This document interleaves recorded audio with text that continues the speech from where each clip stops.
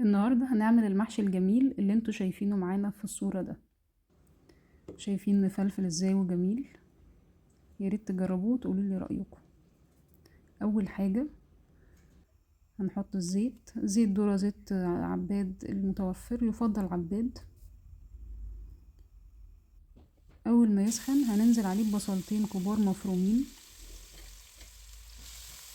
في الكبة او في المبشرة، يعني اللي عندك، لحد ما لونه يصفر. هننزل عليه بنص كيلو لحمة مفرومة،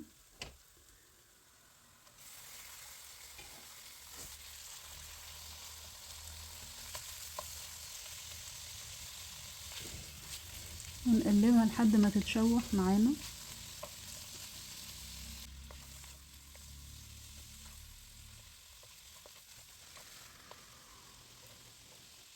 كده هي اتشوحت. هنجهز بقى الطماطم ونحطها عليها. عندنا كيلو طماطم، يعني شفشق مليان. اهم حاجة بقى في الطماطم ان احنا نصفيها في المصفى ونشيل منها القشر، لان القشر بيديها طعم مش حلو، بيديها طعم مزازة جامدة، ما بتبقاش حلوة في الصلصة. لازم نصفيها ونشيل منها القشر ده. ننزل بالصلصة على اللحمة ونقلبها لحد ما تتعصب. ننزل عليها بمعلقة ملح صغيرة، معلقة فلفل اسود، معلقة خلطة بهارات. لو متوفر عندك ممكن تحطي ربع معلقة جوز الطيب، بتدي طعم جميل للحمة المفرومة. ونقلبها لحد ونوطي نهدي عليها النار ونغطيها لحد بقى ما تتعصب وما يبقاش فيها اي مية زي ما احنا شايفين كده. ممكن في الاخر نشيل الغطا عشان تطلع البخار والمية تروح منها خالص. معانا هنا مجين رز او 3 حسب الكمية اللي عندك. هنغسلهم ونصفيهم وننزل بيهم على الايه، خلطة اللحمة. زي ما انتوا شايفين كده بقت عبارة اهي، خلاص الزيت طلع منها. نقلبهم كويس لحد ما ننشف المية كمان من الرز. وبعد كده هنجهز الخضرة بتاعتنا ونغسلها. معانا الخضرة هنا ربطة شبت وربطة كزبرة وربطة بقدونس. هنشيل الجزء اللي تحت فيهم ده وبعدين نغسلها كويس، ننقعها شوية يفضل، وبعدين نصفيها.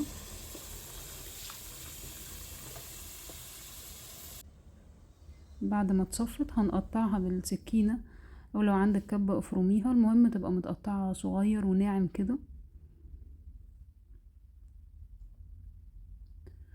كده بعد ما قطعناها هننزل بيها على خلطة الرز ونقلبهم لحد ما الخضار بس يدبل شوية.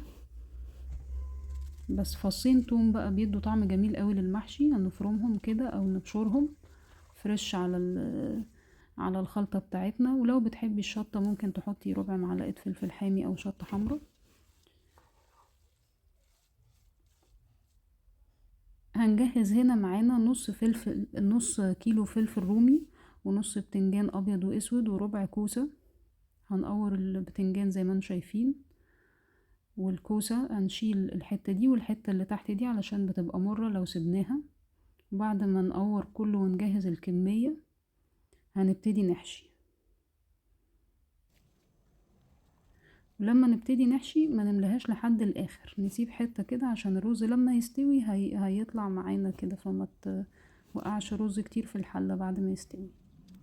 بعد ما نخلص كل الكمية حشو هنبتدي نحط طبقة طماطم ونرص الخضار عندنا اللي حشيناه.